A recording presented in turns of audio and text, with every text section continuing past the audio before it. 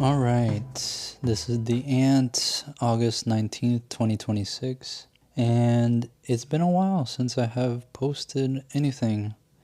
A lot has gone on since the last episode in my life. I've joined the political organization called Socialist Alternative. I've been learning a lot, I've been working a lot, I've been trying to get back to this, because I like doing this, and it's sort of like a creative outlet and an excuse to learn even more and contest with different people, different ideas, and things like that. And so today's episode is going to be mostly a conversation between myself and a friend, an activist friend of mine named Mercedes, who I met locally, just out and about at different protests. And yeah, I mean, she seemed like interested in talking and appreciated some past episodes, so I thought I'd have her on and get to know her a little better and kind of throw back and forth ideas and kind of pick her brain as to what her background is, what type of thoughts that she's having, how does it compare and contrast with what I've been thinking and my experiences. And I found it to be a really good conversation. I mean, we talked on stuff that's going on locally, organizing wise, the energy level of like the Palestine Solidarity Movement here in Florida. We talked about data centers, and then we also, it was mostly like a theoretical conversation. We talked a little bit about social anarchism, which he's interested in. I talked about socialism, different democratic models, things like this. So we were kind of back and forth. It wasn't, a particular topic today. We'd cover a lot. I did want to say ahead of the recording that there were a few interruptions while recording because of the program that we were using. So sorry if some transitions don't sound as natural as they should. And since this is a 2-month-old conversation, I wanted to kind of update listeners on this AI data center situation that we were talking about. There's a project that is in the works in Palm Beach County called Project Tango. Developers are planning on building a massive data center in Loxahatchee near my country safari. And, people found out about this as of December of last year.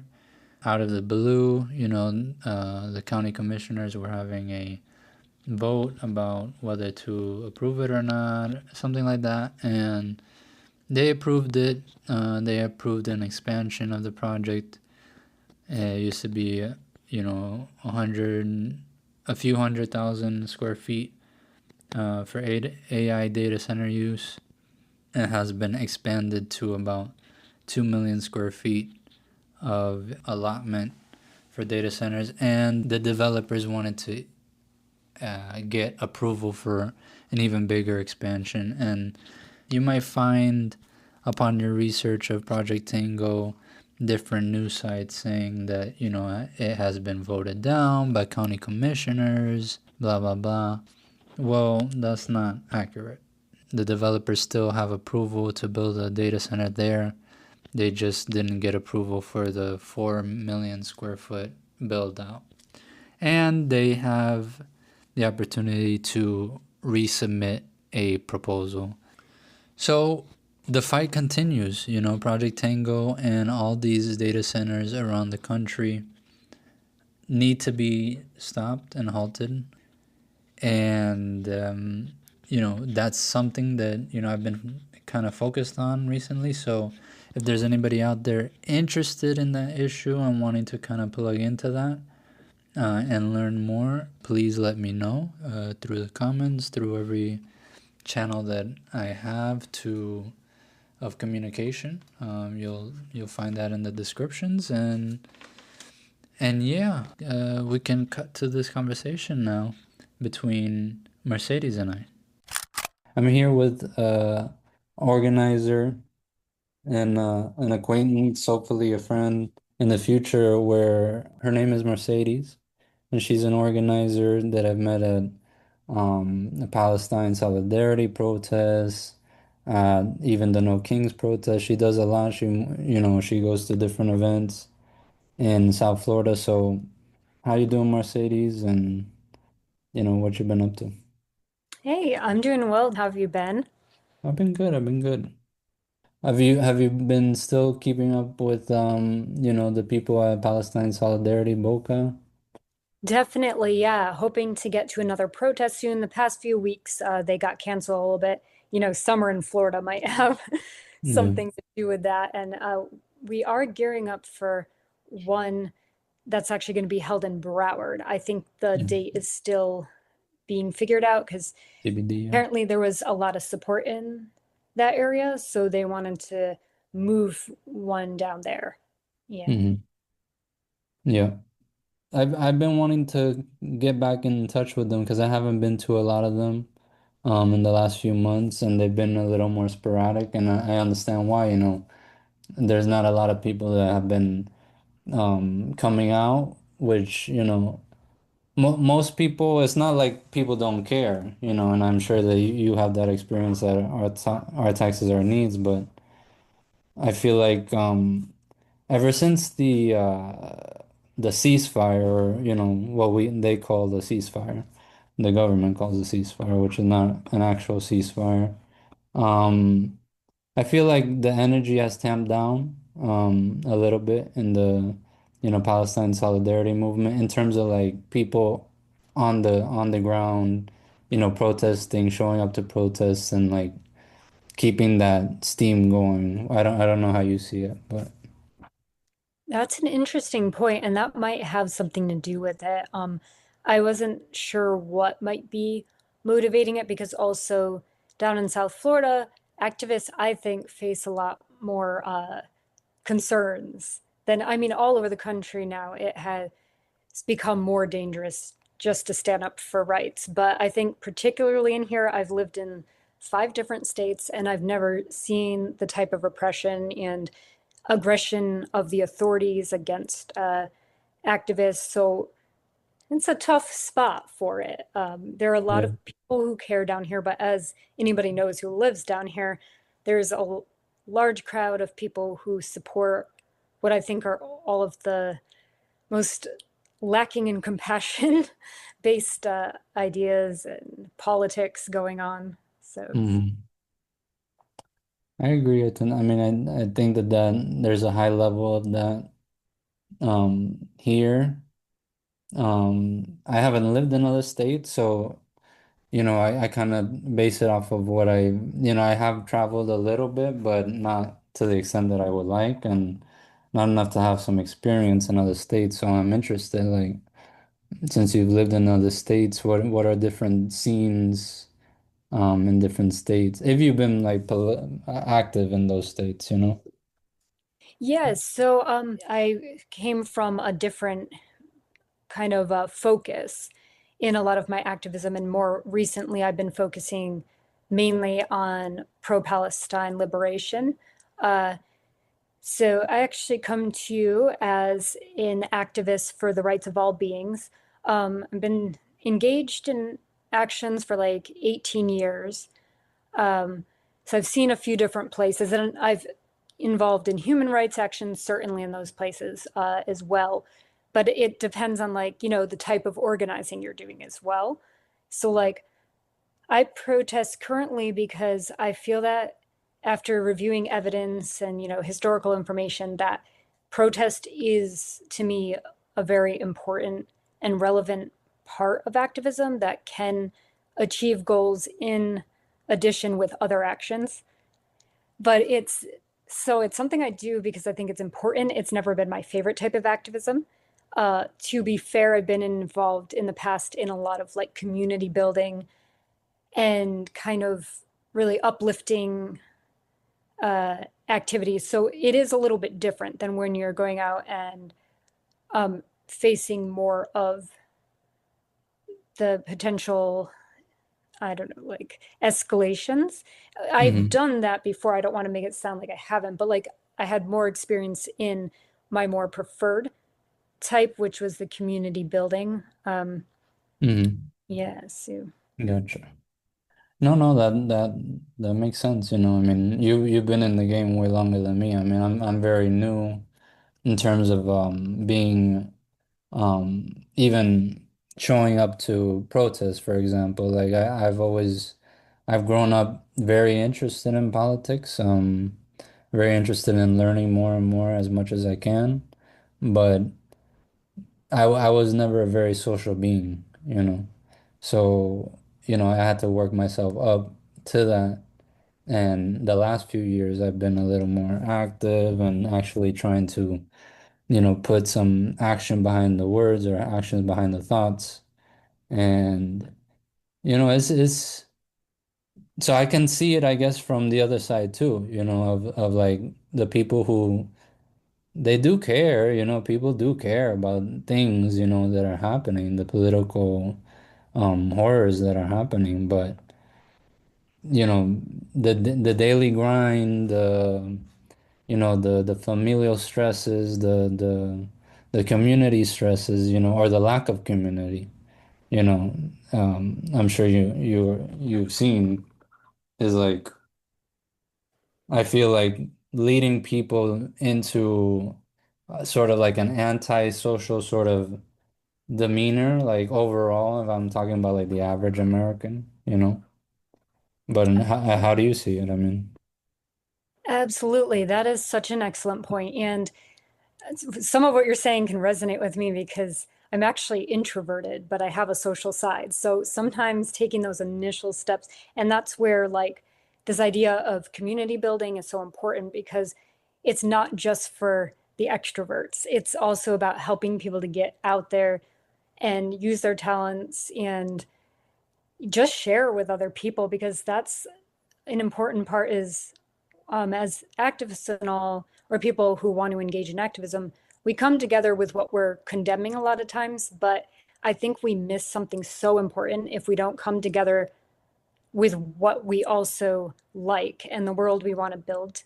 mm-hmm, Because the condemnation alone, I don't think is going to bind people or create community. We have to demonstrate the world we want to see. If we are speaking up for freedom, let's see if we can be a little free, you know, like enjoy some of that if we're going to be advocating for it. So there are a variety of things that can be done, and there are certainly areas where more of that is happening or was happening because I know now people are more isolated and there are concerns. I mean, how do you even get to an event if you can't put gas into the car or if you don't have a car and you're not near anything? There are these really kind of unfair factors in our system that limit people, not based off their talent or ability, but based off of um, the way things are structured economically. mm-hmm. So, one thing I can talk a little bit about some community building to put some ideas out there, but Okay. applying it to the Florida scene is something I would need help with because I'm still learning. Even though I engage with activists here, the culture's so different here that I haven't figured it out so much. Mm-hmm. But what we did in some places, so to give you a little background so you know where I'm coming from, my Okay. first interaction with activism was when I was around 20. Um, Mm-hmm.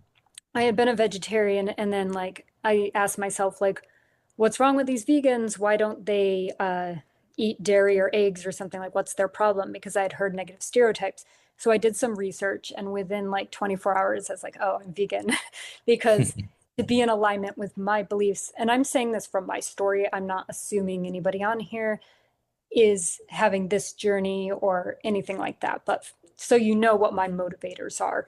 Yeah. Um, so I was like, to be in alignment with my beliefs, I have to stop participating in killing animals. Even the dairy and egg industry leads to killing, surprisingly. People don't always realize that. So I switched with that. And then it wasn't enough for me to just stop killing animals by eating them. I needed to, and this wasn't guilt motivated, this was like a different mindset where like I caused years of harm by participating in a system without even thinking of it. Because Mm-hmm. if you think of a lot of systems we have, a lot of harm is within plain view, but we're taught not to see it. If you think of all different, like think of workers who a lot of people will look past immigrant workers without even seeing them or seeing their experiences or what they are having to deal with ICE, or like you might see unhoused people on the streets suffering and learn to not really see them, even though they're Mm-hmm. there. So a lot of this stuff is in plain view. So I was like, how can I start to make a positive contribution after the damage I've done? So I was like, let me see if I can get involved with something. And that's where I went to my first protest against the Barnum and Bailey circus, the same one I had attended as a kid. And I saw Mm-hmm. somebody in an elephant costume making a crying gesture with their hand under their eye. And that was the last circus I had gone to because the message came in my head. The elephant is sad and doesn't want to be there. So I told the protesters, some of them who'd been at that one way back, when I joined them later, I told them about that. They're like, oh, we need to bring that back. But then we moved out of that state, my partner and I, and that's when I got involved in a university veg club. And that's where the community building really comes in. And here's some ideas in case people want to consider them. Like, we were a group that welcomed everybody. It didn't matter people's beliefs on whether they were vegetarian, vegan, or not. We'd say, come hang out with us, come learn, or just have some good food and some fun times and stuff. And we would do film nights. We would do potlucks, which were the best because get all this nice food, and people were in different situations. Not everyone had as much access. So some people would cook more, some less. We'd give people rides. We would ask people if they wanted to cook together before to learn. We'd send recipes. Like some people were like, I don't know how to cook any of that stuff. Where do I start? So we would, get them the resources. Mm-hmm. And then, so along with that, we would host speakers. And now this part gets a little trickier because that came with a budget. This was a university club, and we were allotted a certain amount of money each semester. We could usually get like 3 speakers. But then we started to reach out to other clubs, and not every university club used their funding for speakers. Not everybody wanted all these speakers. We did. We wanted more.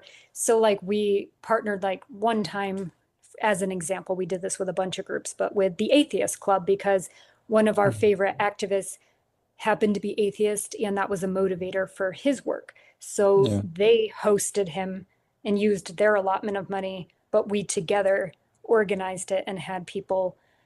So it got a lot of people like chatting, sharing, and then it's not just like what we're trying to share about being trying to move towards reducing animal consumption. It was Mm-hmm. also the atheist club or this other club, what they're trying to share. And it gave a lot of opportunity for great conversation. We would do roundtable discussions where we'd put the tables in a circle and we'd bring up controversial topics, and everybody had to respectfully listen. And there was a moderator. You can counter people's points, but it's not like a full out debate. So it made a safe space where people got to talk without feeling like controlled. And that was really great for community building and getting to know people. So we Yeah. also had what was it? Let's see. We would go out and do things together, like climb the mountain in town. Mm-hmm. We'd give out free samples of food and stuff, and nothing brings people together or opens the or loosens them up like free samples, because it's welcoming. It's saying, come and get something and let's just have a chat. Like, what I mean Yeah. by that is it's not like saying, do this because of that. It's more like, we're we're not coming at you telling you what to do or being aggressive. We're saying, come share something with us. For sure. Yeah, it's Yeah. like there's no expectations, you know. It's like we're here just because we want to meet up with people who are maybe like-minded, you know, maybe not, but if you're open to having the conversation or, you know, if you're interested in just watching the movie, you know, I mean, that's already a start, you know, and I'm sure a lot of the movies were on topic, right, of that club. Yeah, yeah. And there were a mix. Some of them were like intense films about what happens. Others were more relaxed because there are a variety of motivations. So like when we say like someone who's vegan, their motivation is ethical. That's kind of the definition. But like vegans eat plant-based food, and not everybody in our club was coming from that motivation. Other people care about the environment or health or Mhm. other topics. So we went over a range of topics so to suit our different members. Yeah. And also some of it was just lighthearted, like uh, fun stuff, and then some of it was like those intense films. A Yeah. lot of people try to avoid seeing what happens, and so Like stuff like Forks Over Knives or what's that one that they talk about the Cowspiracy. Have you seen Cowspiracy? yes, so there's that one, and then Earthlings was a really big one, but that one's brutal. You have to be I don't ready. think I've seen it. Maybe. Yeah, some of them really show the footage of what happens in industrial farming situations, and Yeah, it's it's yeah, horrible. No, it's it shouldn't be something that is happening, especially in a society that is says that it's like the most moral society ever. You know, I mean.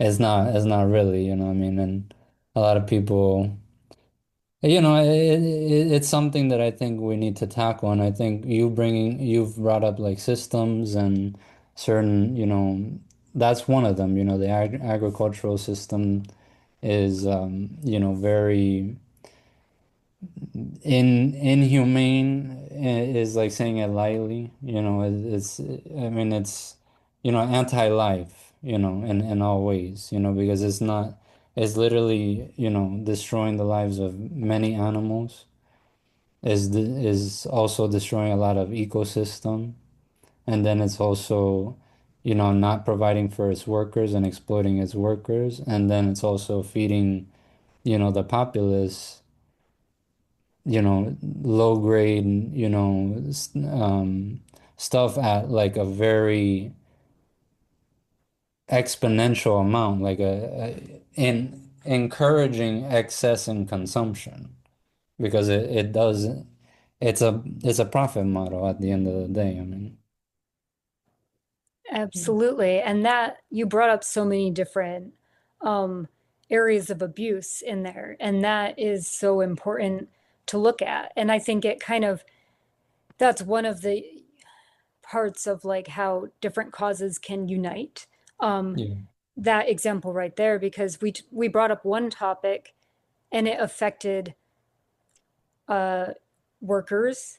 It Hmm. affected the broader environment, which affects humans as well and other beings, including wildlife and um, domesticated animals. And so it's like so many groups are affected by that. Yeah. And that's how we see things happen with a lot of systems, which is why I think that as activists, there are many opportunities for us to collaborate Hmm. and try to find a way to work together on topics because it will make us stronger in most cases, as long as we're in alignment with our end goal, of course. Because there are some times where instances where that doesn't always work. And that's where we get to the line between community building and welcome, which I think is so important, and then putting down our boundaries and then seeing like, is something really in alignment with our message? Hmm. And that's something like your listeners and everybody here, that's kind of a line everyone needs to choose for themselves in their own work. I don't think personally there's one right answer for that. You have to see like where you're coming at a situation from and what matters to you and what your goals are and all. Um, because like, for example, if you have like a women's rights group and you have a misogynist in that group harassing everyone, you might Hmm. just have to part ways. Some things might just be not compatible. Or if you have um, a Black rights group and you have white people getting in the group and trying to dismiss Black voices and run the whole thing, that Hmm. just might be like non-compatible as well. Or other Okay. times where like you can work with people in other situations. And, uh, like somebody a fellow activist could be sounding really ignorant on a specific topic, but you know that they're open-minded in other topics. You see the good work they're doing. And that's where we need to ask ourselves, like, and it's individual, like, can I approach this situation with some patience and understanding? Can I try to educate this fellow activist? Because all of us at some point were in a more ignorant space. And then Hmm. we got to where we were by opening our minds and taking in new information. So Yeah. that's if any space is ripe for learning, it should be in a place where activists are collaborating. So like, can I be patient with this person and share information over time or even listen to them, even if it's very hard to hear them talk so ignorantly about something? Maybe I'm missing some factor that from their experience influences their view on this in such a way. And Yeah. like I said, that's an individual choice. What are your thoughts on that? Have you encountered anything like that? Yeah, yeah, I have. I mean, even in spaces that you and me have been together, I've encountered that, and it's you're right. You have to meet people with some grace, give everybody grace. We got to respect everybody that we come up to, especially if they're like, not immediately combative. Especially we shouldn't be, just as people in general, I'm not even saying activists, but just people in general. And, nobody is a complete being. I mean, so, even us, we might think that we know, something a little more than somebody else. They think that, everybody thinks that they know something, and so we gotta understand that there's always, room to grow, and even the most ignorant, can teach us something. And if they're already in the same space, I mean, that's something to talk about already, I mean, and you bring up a lot of, interesting things to talk about, like this idea of you know, compatibility within spaces, and sometimes it can work and sometimes it can't. I I think that there is way more like things that we all have in common, that separate us. And so, you know, for example, like I don't know if you've heard of, and I don't know too much about it. So there's gonna be an AI data center project in West Palm Beach, right? Maybe you've heard of it. Yes, actually, our fellow speakers, people who go to the commissioners meeting, have been speaking against that. There's a group that's trying to stop that from being built. So yes. Excellent. I would love to, get the name of it, because, I want to plug into that, because I think that is something that is happening nationwide, right? It's something that to me touches everything. To me, it touches land rights. It touches, workers' rights. It touches environmental.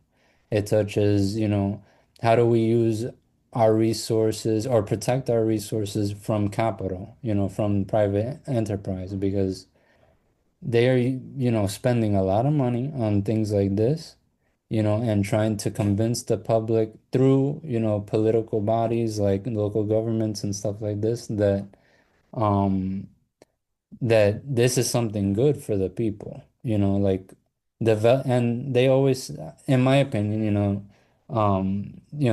Developers, as an example, they do this in all realms in terms of real estate as well, where they say that this is going to benefit the people, but the things that they create, if they charge, $3,000 rent, $4,000 rent, $5,000 rent in some places, and how is this benefiting anybody, this construction, and I see the same thing with the AI data center. And it's scary to me, it's scary to me because, these things take a lot of resources. And what are they being built to do? A lot of Basically, surveillance. surveillance, and it seems like to replace workers. Uh, Yes. and that is very concerning. And that's definitely, I can get you the information on that group.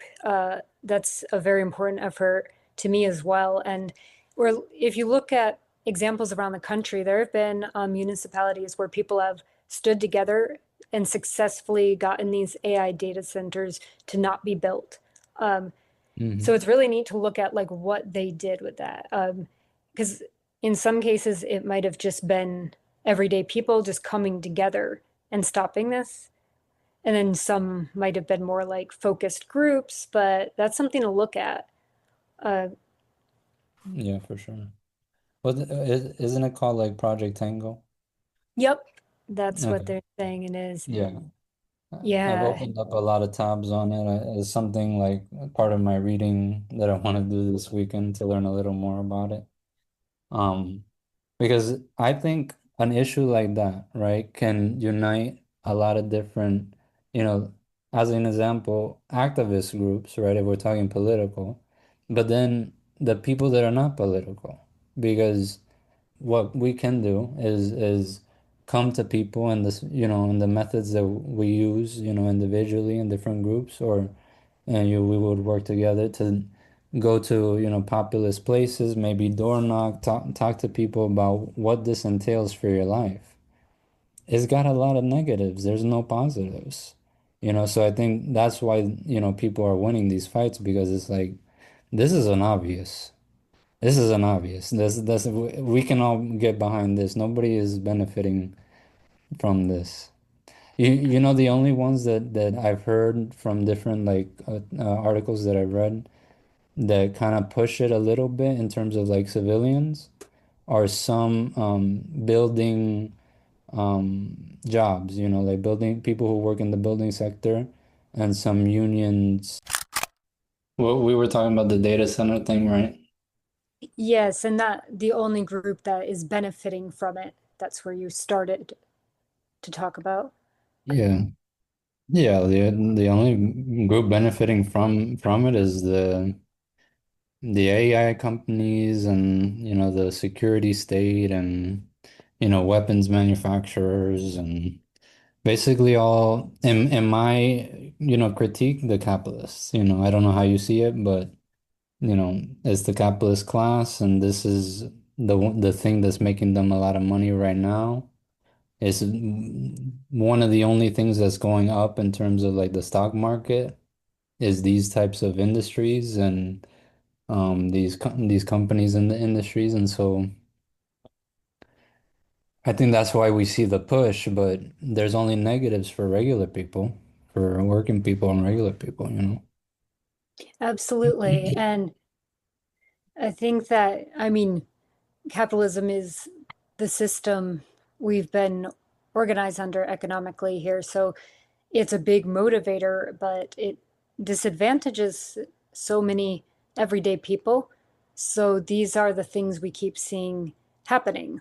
It's going to be about profits first and to a really concerning level. And they're using it also in weaponry, which is killing people on a large scale, like in Palestine. And there are technologies that remove the living soldier from the decision making, which makes it even more dangerous. And we can see this hard bottom line coming from the Palm Beach County comptroller, who keeps investing tax dollars into Israel bonds. The investment of this county into the bonds is allowing the Israeli treasury to purchase the weapons the Israeli government is using to kill Palestinian families. And despite the concerned everyday people who make up our taxes, our needs, going to county commissioner meetings and telling them that they want no more investments in these bonds, the county keeps investing. And in response to those who speak at the meetings and share their concerns about the genocide, and this includes Palestinian US Americans who have a particularly painful connection to this, the commissioners keep saying it's a good investment and it generates revenue for the county.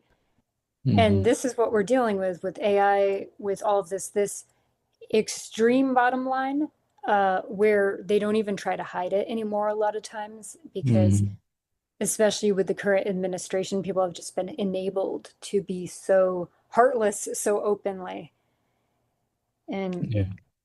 I think on the flip side, that's getting a lot of everyday people out there and doing things because they're seeing it's so blatant and the abuses are so rampant for a lot of people now. So these abuses always existed for different groups within the US, but now so many groups are simultaneously affected that I think there's a lot of energy right now for people coming together and just doing something about this. Yeah, 100%. I think, you know, the economics is always the motivator for most people to get politically involved. And the economics are not good in this country and around the world. So it's bound to, turn this energy into something,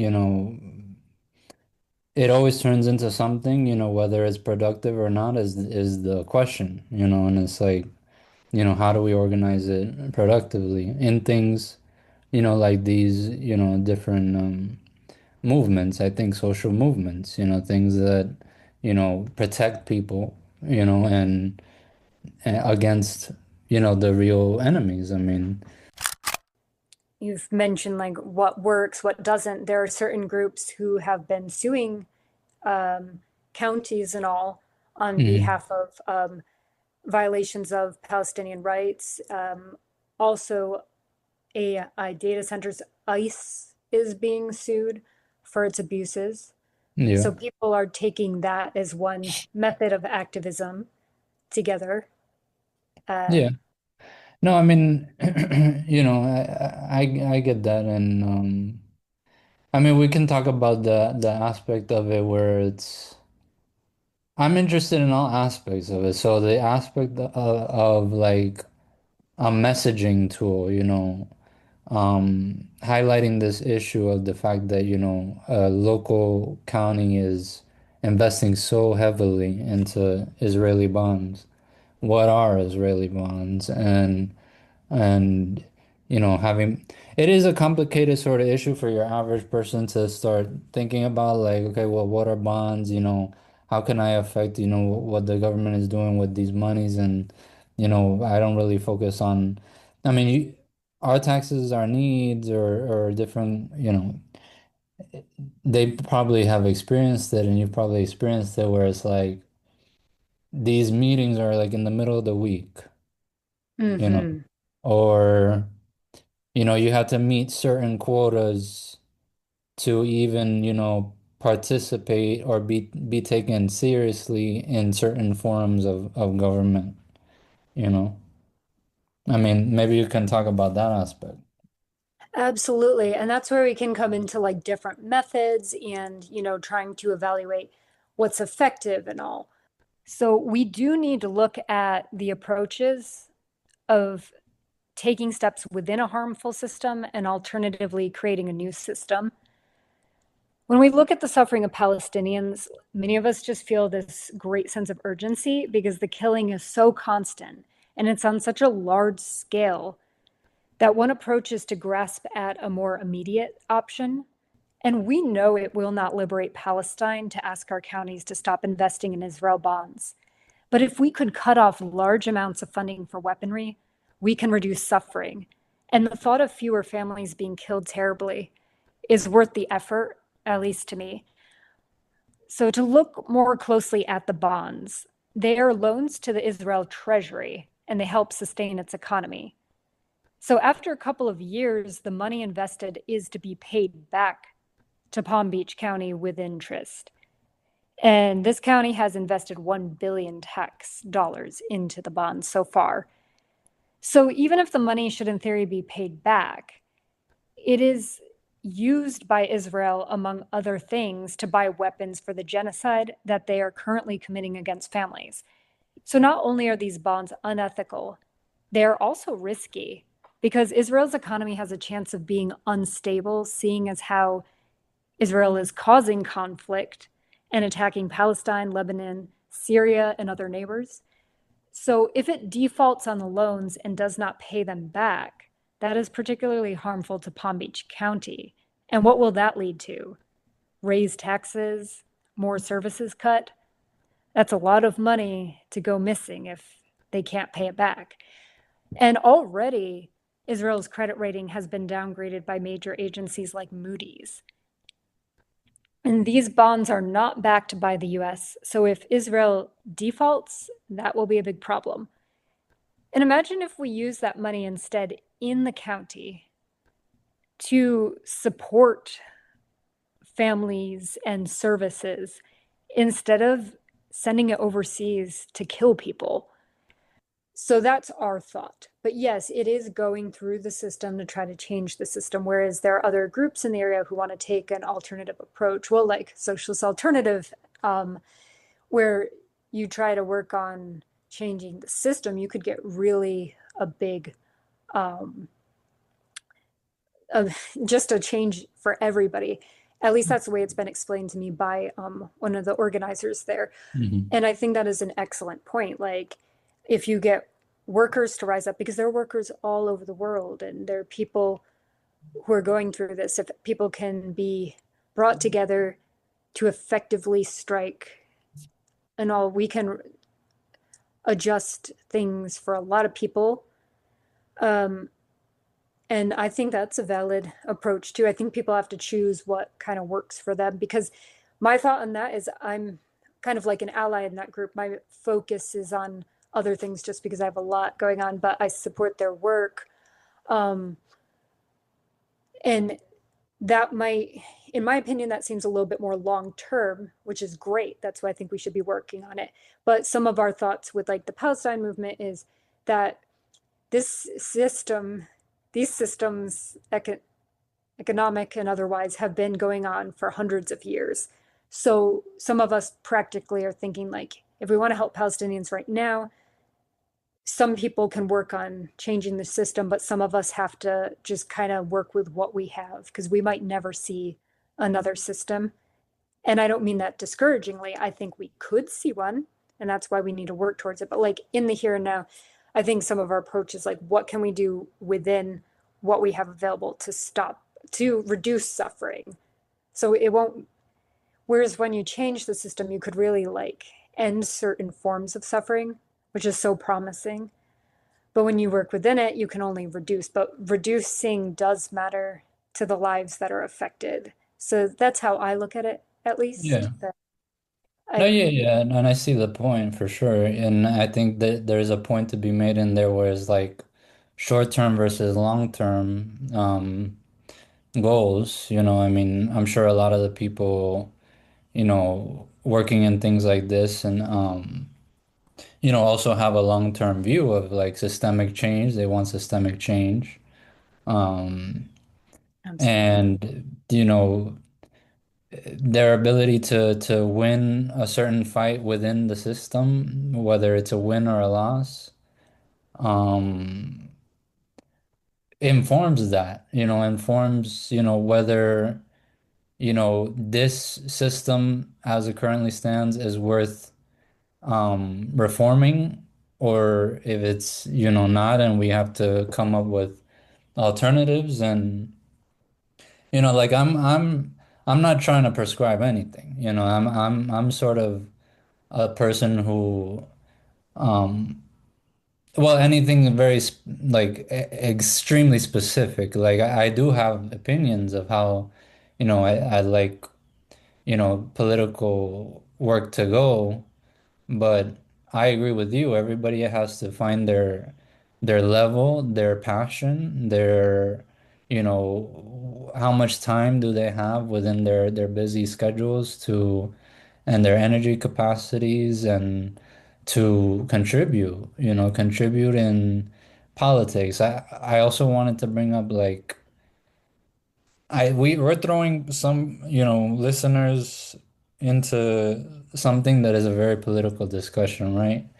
And I usually do have political discussions, but um, what are politics? Like I said, I like to talk about like the theory of it. What are politics to you, and like how do you understand it when we say like being political, Oh, good question. So I think that politics can kind of be, at least in my thought process, seen in two different ways. Like there's the way uh, political systems, which also affect social systems, influence our day-to-day life. So when we're doing activism, we are engaged in politics, usually whether we want to be or not. And then there's, to me, the more specific focus, because I do think some groups, I think most activist groups are engaging with politics in some way, but I think there are specific political activist groups that are more engaged with the actual policies, the structure of economics in governments and how they want to change that. Um, which I think also gets into sort of what we were saying before about different approaches that people choose. Uh, so for me, I feel like I'm engaged in politics. I have my vision of the world I'd like to see. Um, when it comes to actual like political parties and systems changes and all in the purely like the political sense, I'm more of an ally. I tend to be involved in my activism more in kind of like politics is very structured, which I think is super important. The style activism I tend to do involves politics, but it's more like just people to people talking Mhm. to each other, having conversations like that. The fuller structure is more above and beyond what I'm focusing on. But I'm happy to engage with it as an ally. Like, for example, in Socialist Alternative, there's a vision, there's a plan. And so I'm like, yes, awesome. That group Mhm. will organize. And then when they have like a demonstration or a strike or something, I'll show up and help out if I can. Mhm. That's kind of like where I'm at with that. The kind of political system I would like to see is one that I don't think realistically is going to be one that the majority of people are going to engage in. It's more like a community I would like to live in one day. Um, Mhm. and yeah, so I guess from that sense, I'm just kind of more engaged in like the day-to-day changes with some structural goals as well. Yeah. I don't know if that answers it. No, yeah, yeah. I mean, it's really your interpretation, It's like because a lot of people see it different, and a lot of people have different definitions of like what politics are. I mean, I think the average person, in my experience, you say what is politics to you? I think the average person will say, well, that's the Republican and the Democrats, that's when we vote for who we want in, and there's the different branches of the government, and we reflexively kind of detail how it exists right now. And that's how we Yeah. see politics. But politics, like you said, is a broad thing, and it involves the full life of the human being. Like as we live, whether we're sleeping or we're awake, we're political beings. We're very political beings because to me, my definition is like politics is how people relate to each other when coming together to do society, to do society. Like even on a small level, like if we lived in a little town and I wanted help building up my barn, you have to socialize with other people and get, have a good relations with them for them to even help you doing something like that. And you also need to, you know, develop within the community the skills for people to even be able to, woodwork and know how to do architecture and all that type of stuff. So, political is multifaceted, and I think it's very limited, the understanding and the common viewpoint in our culture, and I think that's on purpose, in a lot of, realms. And I'm saying a lot, but I think it is multifaceted and it's big, it's bigger than people make out, and I think that should be like a draw for people. Like it's not a limited thing. You can experience it and do it and be it in a lot of different ways. Absolutely. Not just those typical ways you mentioned that like a lot of people associate with and all like often when the first thing that pops into my head with politics and all is not Democrats versus Republicans actually because I'm not really impressed with either parties. That's not individuals who vote a certain way, but like with the actual parties and stuff. They're I'm aware of them very much and all of these bills are being voted on, but it's not within the realm of my area. Like, I vote independently, not across the party lines, Mm. and they're not, I don't feel represented by either of those main groups at all. Uh, and then I've also, being somebody who has kind of an alternative vision, I've accepted that there's a good chance it's not going to happen. So I need to keep my focus on what I can do here and now. And if I can get to that point, like the idea of like social anarchism is very interesting to me. I can see myself enjoying living in a community like that, but I don't think it would be embraced by the majority of the population. And I don't think people should be forced into a system they do not wish to be a part of. It's attractive to me because it would entail a cooperative community where people govern themselves instead of having to answer to centralized governments with their own interests, like fighting wars to make money. There's the communal aspect of social anarchism, but individual autonomy is also respected. And particularly as an introvert, I want to be in a society where you can participate, but also have your space. I would like to see the dissolution of harmful hierarchies and instead see communities that are self governing and democratic. And it would be a society where you do not leave people behind. There's a focus on the well being of everyone.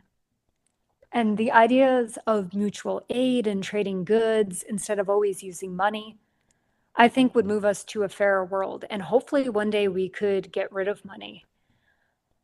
But because it's not even within the normal realm of thought for people to consider, I've accepted that it is unlikely to happen anytime soon. So, since I've accepted that much of what I want to see happen may never be, and I don't mean that negatively, just practically, I try to engage with the moment and what I can do now to reduce suffering and to do my part. So, yeah, that's Mm. usually how I think of it.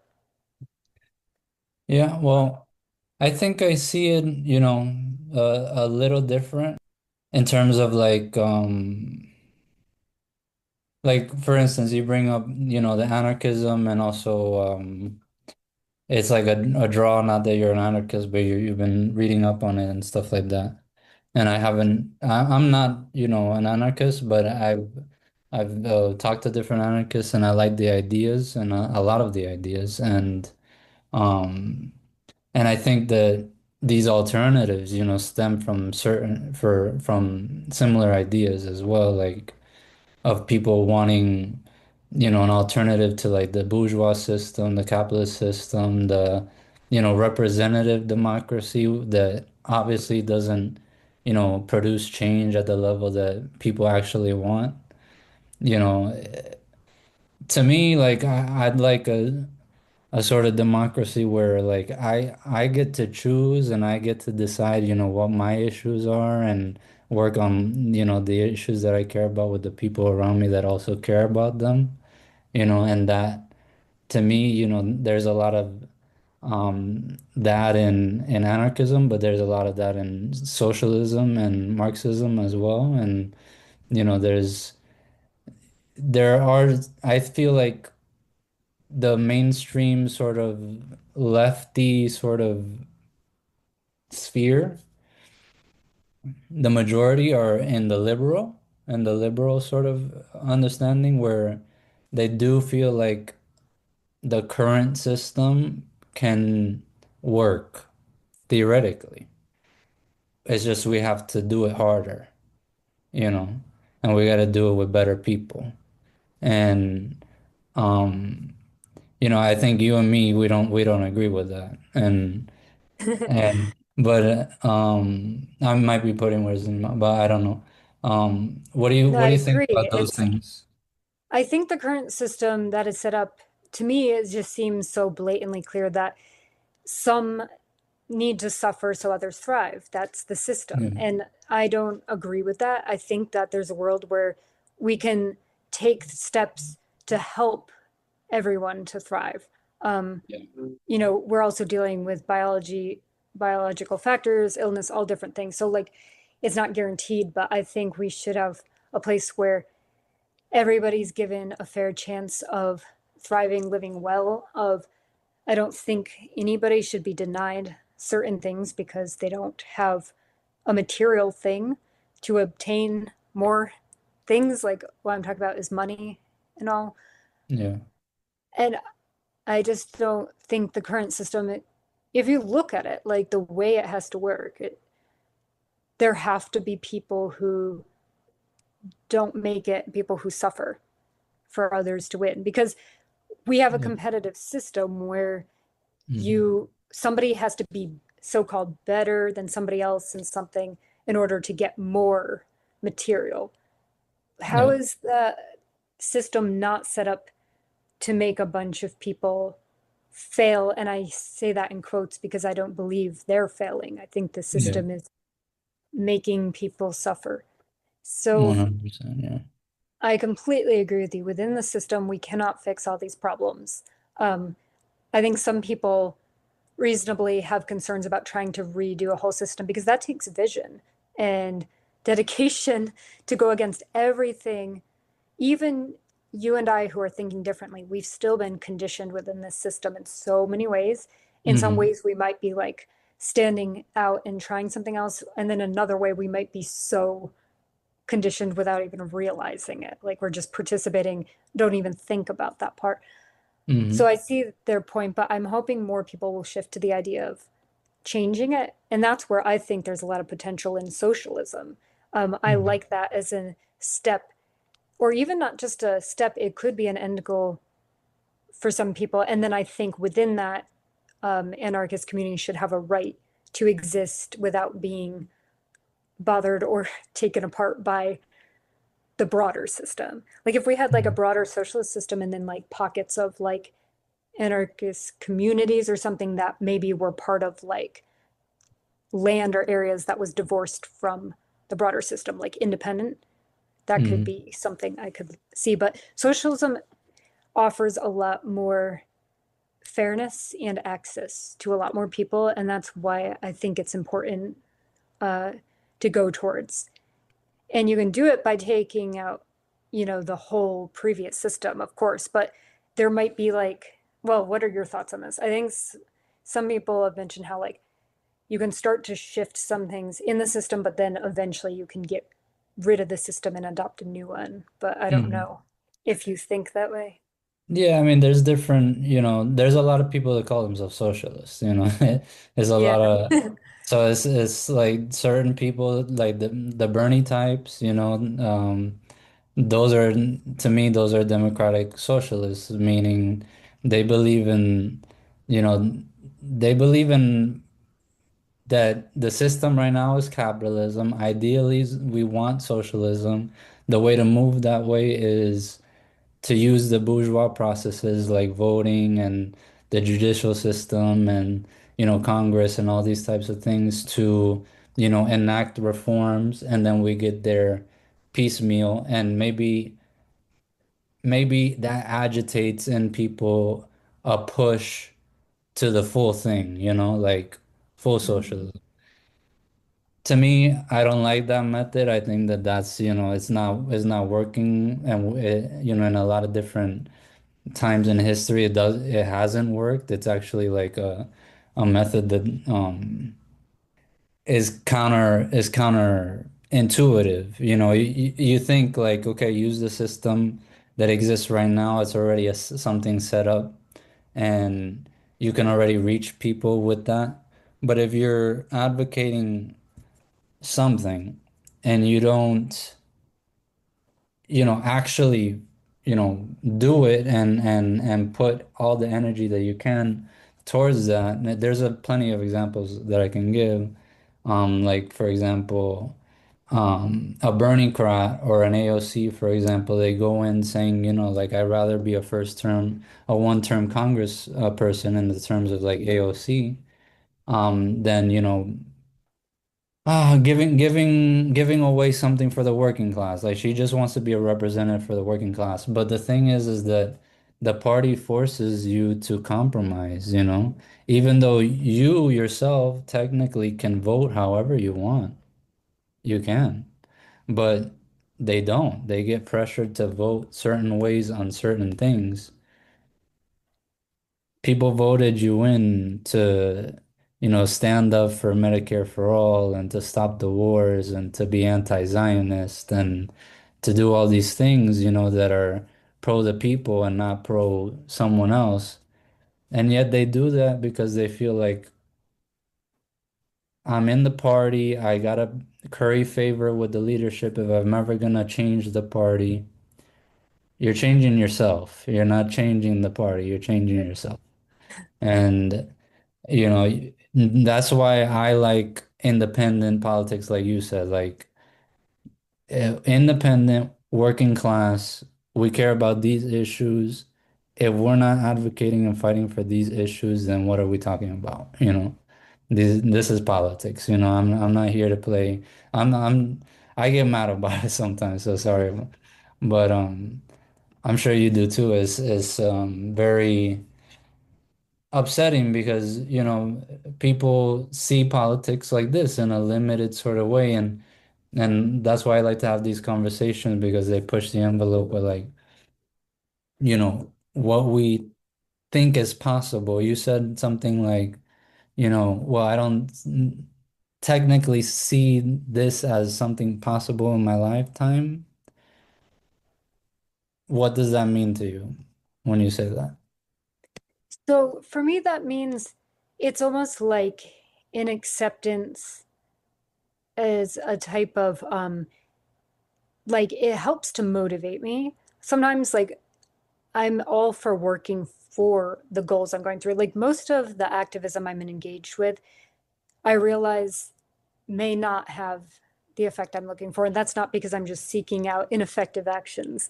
Um, it's because realistically, if we look at a lot of the things we're facing as activists, we can get a false sense of control in this world. You get a few wins, a few things happen, you influence a few things with your actions, which is great.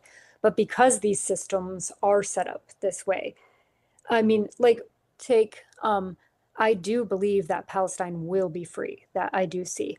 But at this current time, when we try to look at our individual power and we want to be effective, but also let's be practical, there are entire like corporations and leaders around the world of all different countries who are supporting the cruelty, who are sending the weapons, where one person or even a group of people, average people trying to do something about this, like they have advanced weaponry. That's just my Hmm. point. And I don't mean that in any way to discourage people. I believe in, so for me, activism is service. It's, I believe in doing the right thing. And I know I'm not big into thinking in duality of like good or bad or anything, but I do believe some things are the right thing to do or the thing you would want others to do for you. And I believe in doing it sincerely, sustainably, but without attachment to results. I think that's key. It's part of my belief system, even, which is independent. but that you do what's right because it's right, and you give help without, or like you share and do your part as you'd want others to do for you without attachment to the results. And to me, that's very freeing. It takes away that pain at the end of every day of being like, oh, I didn't do enough. Because sometimes I hear fellow activists like guilting themselves about everything and like, if I was effective, this would be done. Like, no, you are contending with corporations and politicians all around the world. Like, some things you're accountable for and other things you are not.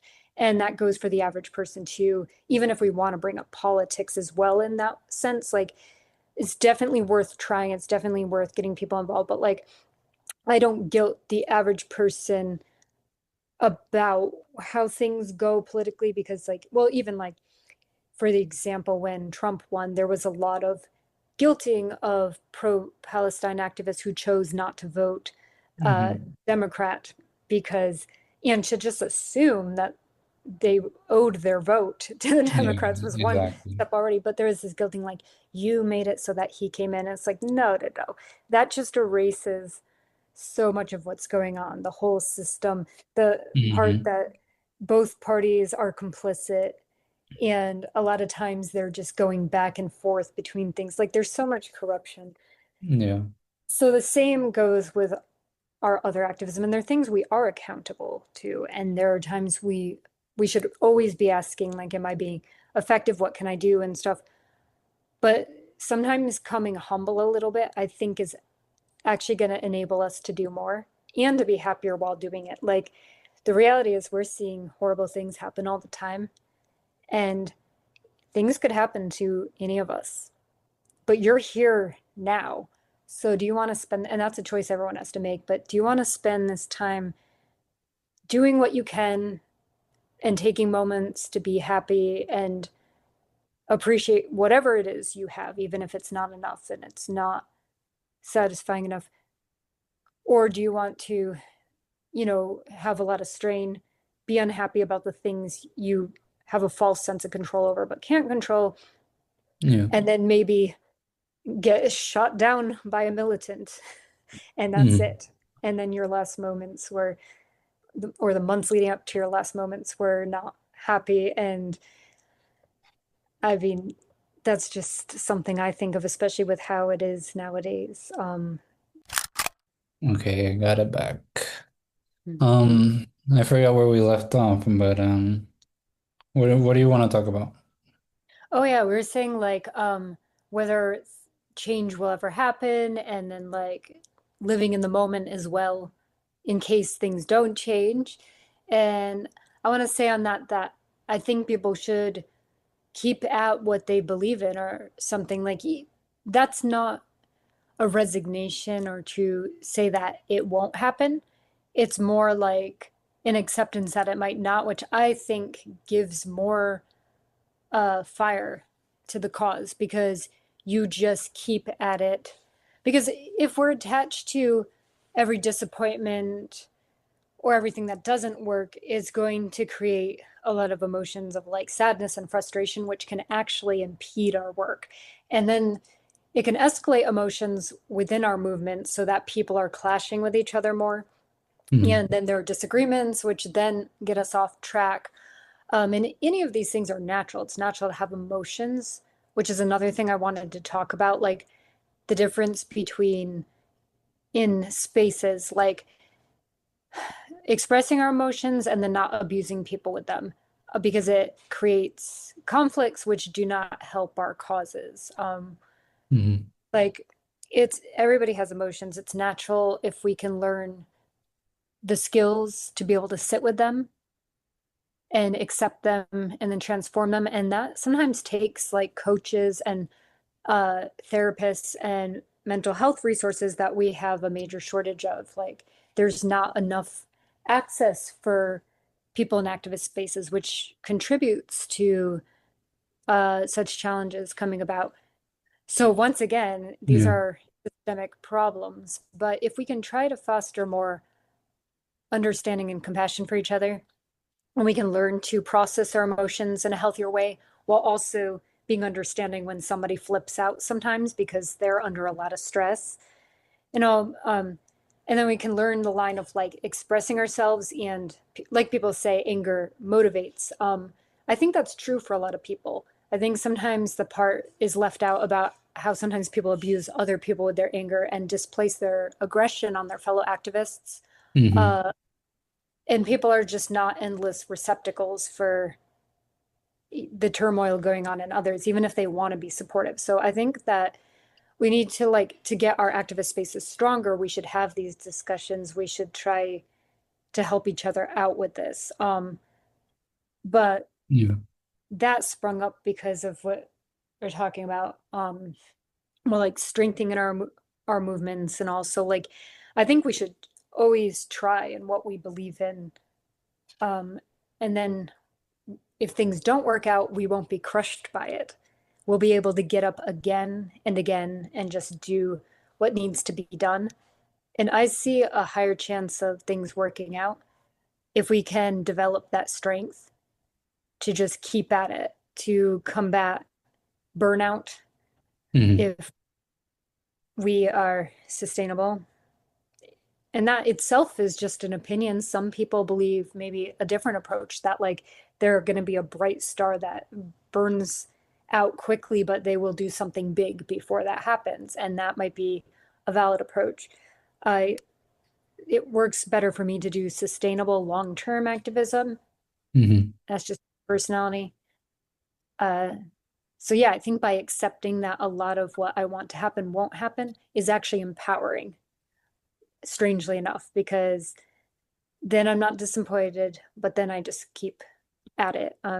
Yeah, I get That's what that. works for me. No, I Mhm. mean, I get that perspective because it's like you're framing it as like, I mean, there's only so much I can do, I mean, there's only so much we can do. And, you know, so the fact that one fight is like, a big hurdle and, it's the odds are against us. I mean, so what? I mean, we still gotta try. So, you know, I totally understand that. And, it's and in the spaces, I agree with you, is like, there needs to be respect, like I brought up before, like these spaces, yeah, they're political spaces, but they're places where, people gather together and we're supposed to be talking about the our issues and stuff. And emotions come out. And if we're advocating for a better world and better outcomes, we have to also recognize, where we're out at ourselves. And like, what what are my limitations? What are my biases? What are my um, pitfalls?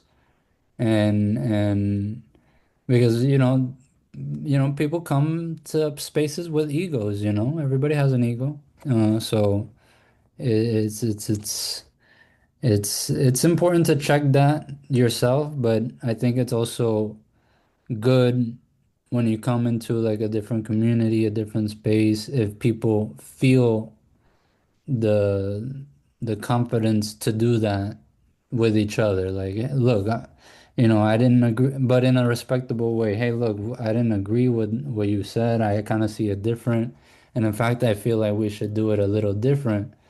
But just say that, just say that, and you don't have to, this is a democracy. We want a democracy, right? So everybody should be able to say, how they see it, and we decide together, and you should be okay with how the outcome goes. And I feel like people do feel okay on how the outcome comes out if they feel like they had input, if they feel like um their side of the story is being heard and being digested and being reckoned with by multiple people.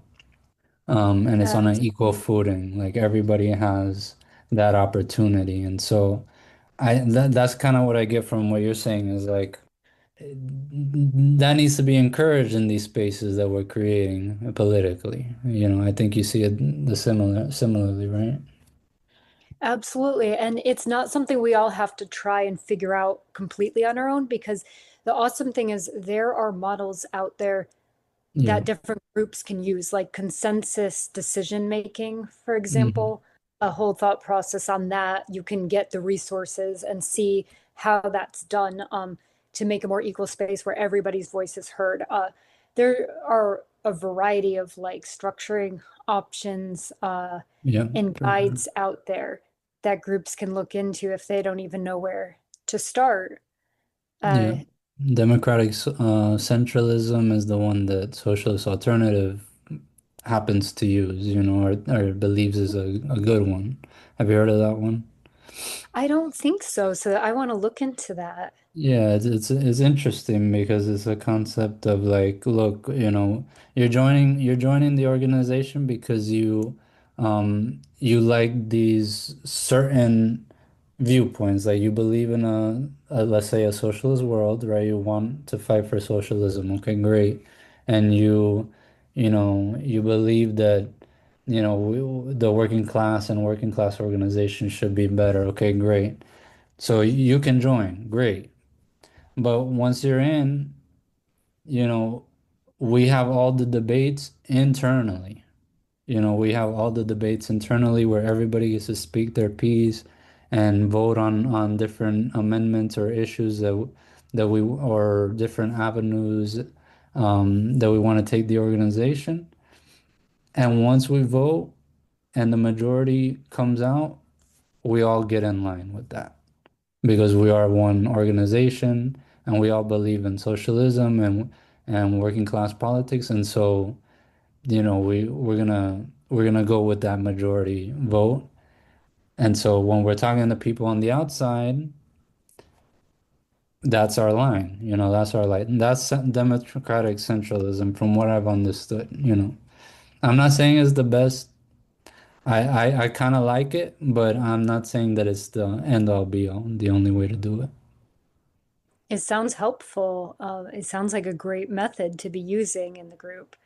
Yeah. So that And that helps newcomers especially too when you have groups, because sometimes like when you're in certain groups, a bunch of people who are more seasoned and have more information can kind of be like more on the same page. But if you want to attract new people, sometimes it can be very overwhelming when Hmm. somebody, like some people haven't even heard of a term until a few days ago and now they're joining a group, and then it's like, whoa, this is radical stuff all coming at me at once. So when you Yeah. have a little structuring, I think it can be beneficial, because I think ultimately, if we want to lead and by example and have the world we want to see in so many different ways, I think there's a commonality in a lot of causes, is that it's supposed to be a more inclusive, kinder world. Then we need to create safe spaces where people feel like they can be themselves and also share with fellow people and be accepted for who they are.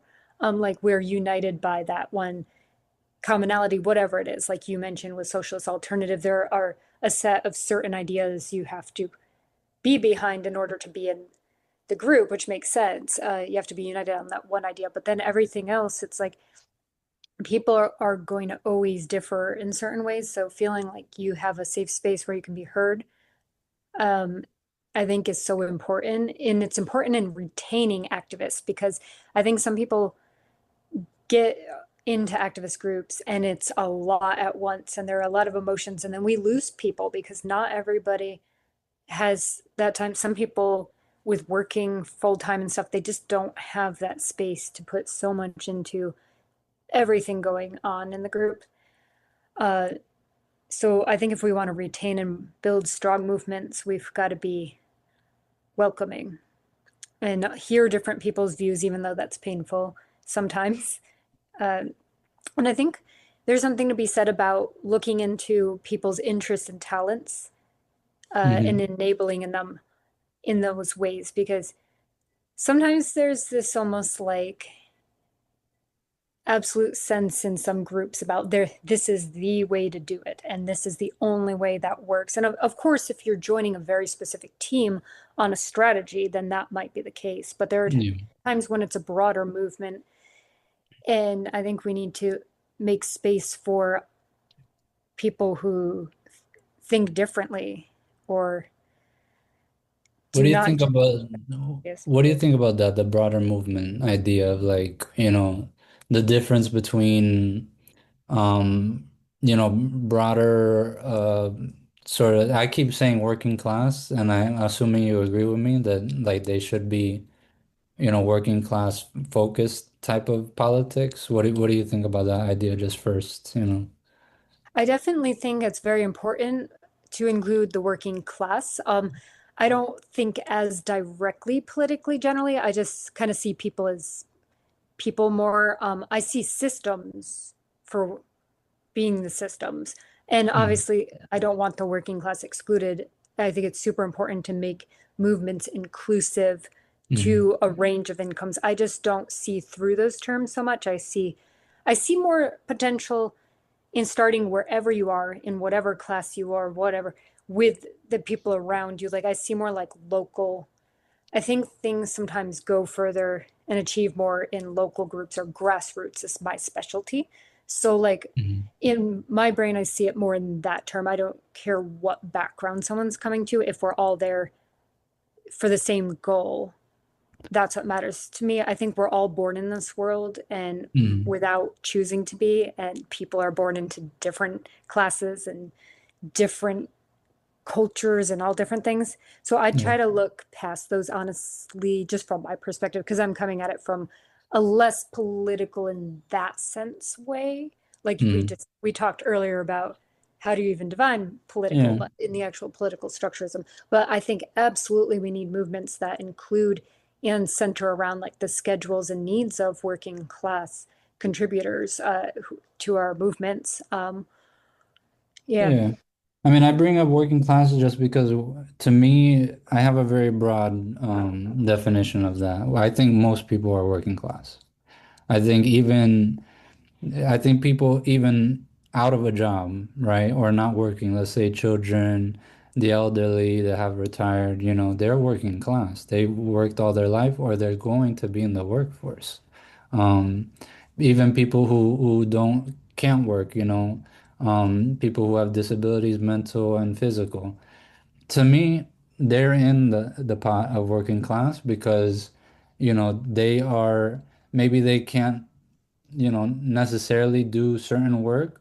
Everybody is capable of what they're capable of, okay? Hmm. So I believe in that. And I think we gotta, support people who are not, capable of working themselves. They're part of our families, so they're in the working class.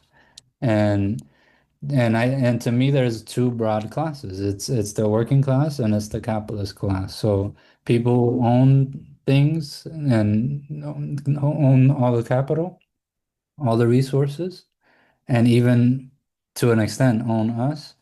And then it's the working class, the people who have to, rent their labor power for a wage, for money to survive and to be able to barter in the system that only takes money. It didn't used to be like that.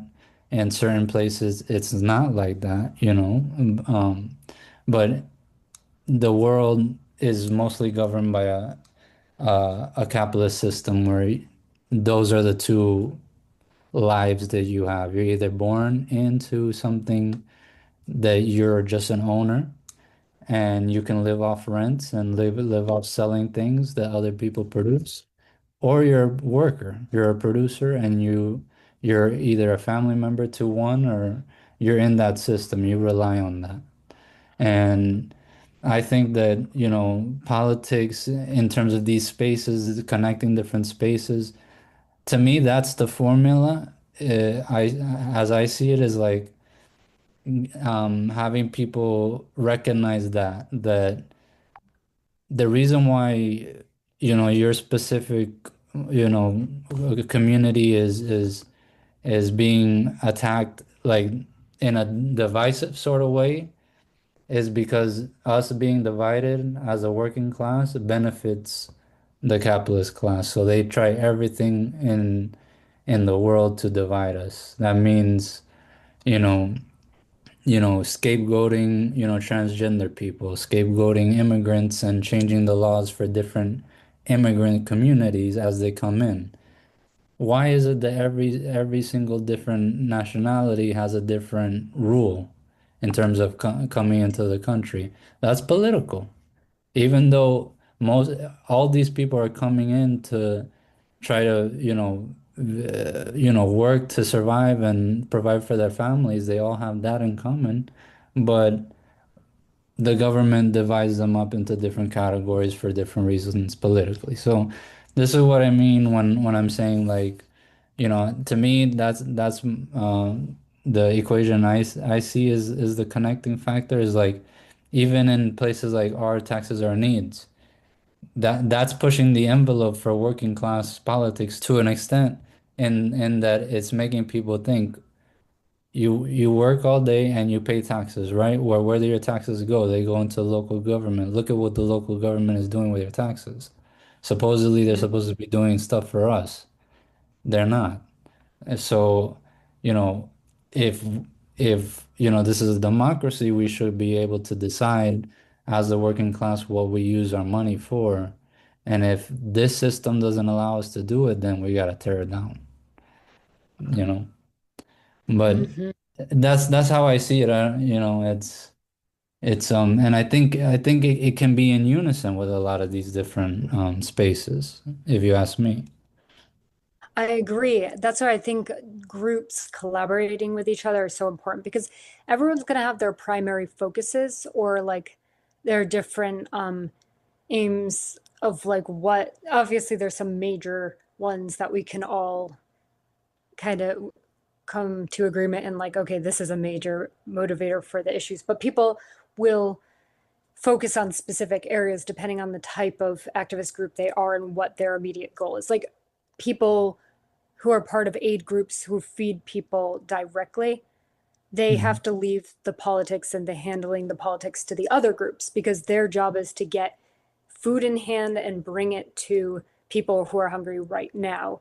And Yeah. that's going to be their focus. So that's where if we collaborate together and you have somebody working on changing the system while the other is directly feeding people, and then those people can come and help the people changing the system when there's a big strike or an event or something, Mhm. then we'll just be so much stronger together. And that's where individual motivations and passions, I think, are really important in the collective of finding your area of contribution that matters to you and makes a difference. Because we need more people, even from this idea of supporting the working classes and changing the system. It's going to require a lot of people.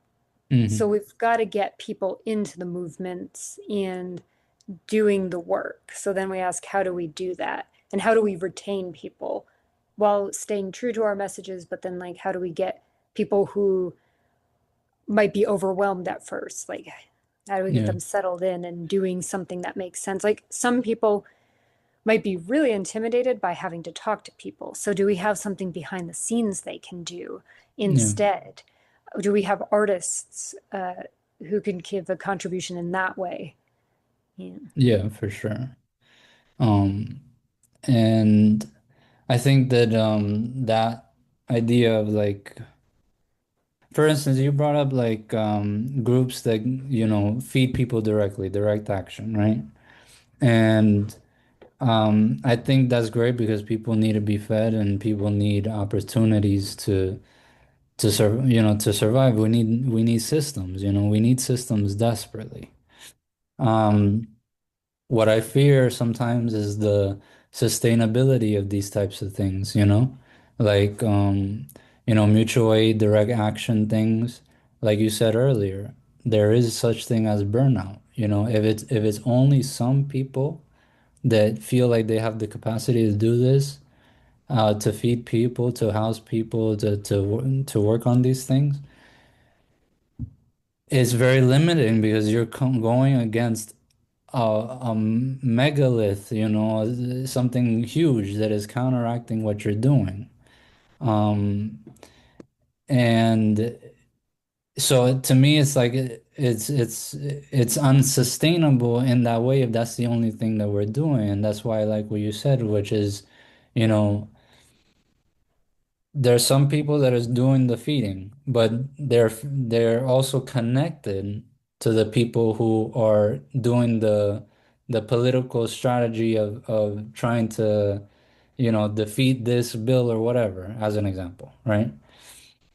To me, there's something there, which is um, you know, using a mutual aid or direct action in conjunction with a tactic of like a strike that is like, okay, we're feeding the strikers, you know, so that they can stay on strike for as long as they can win that. And then we can build off of that win into the next sister industry. And then it becomes uh you know, a wave effect, you know, where, you know, the direct action is, and I don't want to say that labor is the only thing. I'm not trying to say that either. I feel like people who are not even in the labor force, this, you know, there are people who can't work because of disabilities or what have you, or because of their records, you know, and they can't get into certain work because of their status as an immigrant, you know, so it's a diverse issue. It's a diverse issue, but I think that if it doesn't center around like working people and pe regular people, it's a failed strategy from the jump, you know. Um, and there's a lot of politics in this country that start from that realm. Like I think Democratic Party politics of like, you know, focusing on strictly identity but no substance. Hmm. There's no substance at all. But we've said a lot. I mean, maybe you have something in these last moments you want to touch on, but what do you think? What are you Yeah, thinking? just one last thing to say about like collaboration between groups and all is that I want to see us doing that in South Florida with different groups. And I think one way Yeah. we can do that is we can identify a certain set of values when we go to interact with other groups that are essentials we agree on. And then the other things we have to be willing to be flexible if we want to go down the path of collaborating with different groups, just as an idea of how we can actually make this happen. All of us here in this area engaged in groups. And then I think there is a lot of potential for building stronger and larger movements that way. Yeah, so you put down your values, you see what you agree on, and then you let other stuff go because certain groups are just going to be focused in other areas and aren't going to be interested in certain specifics that another group does. But if we get in like these social media spaces and all, and everybody's disagreeing about like things they're really zoomed in on, which might be important points, but if we zoom out on the broader thing and see that like it's, it might be, there are negotiables and non-negotiables, and that might be a point. We might be able to build some strong movements because I see a lot of groups, you know, I'm not on social media anymore, actually, and I know it's very important for organizing and activism. But I'd see like, you know, a lot of anger and fighting over like very specific points that might not be quite as relevant to our collective goal. Hmm. Uh, so I think we can do this. Like, I think groups Yeah. down here and people are doing that already. But for anybody listening, let's see if there's a way we can get connected uh, into a variety of groups helping each other. And then if you're new and haven't gotten to engage in activism, see, uh, identify your talents and your interests and see if there's a group near you you can start with.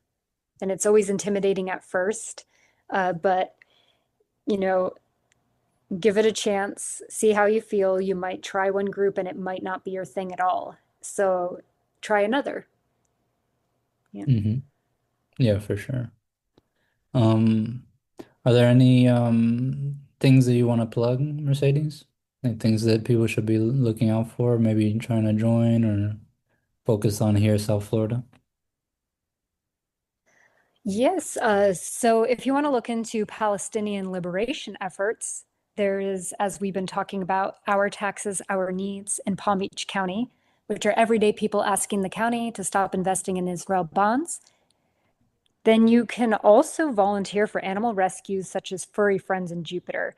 And maybe you don't have time to volunteer, but you could use some clothing or other items, but you don't want to feed into the consumerist system. So go to their consignment shop. They actually run one of those, and all of the money goes to support the animals. And they have some really useful items at a majorly reduced price from what you would pay in a store. Finally, I want to hold a special space for mutual aid efforts in Gaza that we can participate in from South Florida.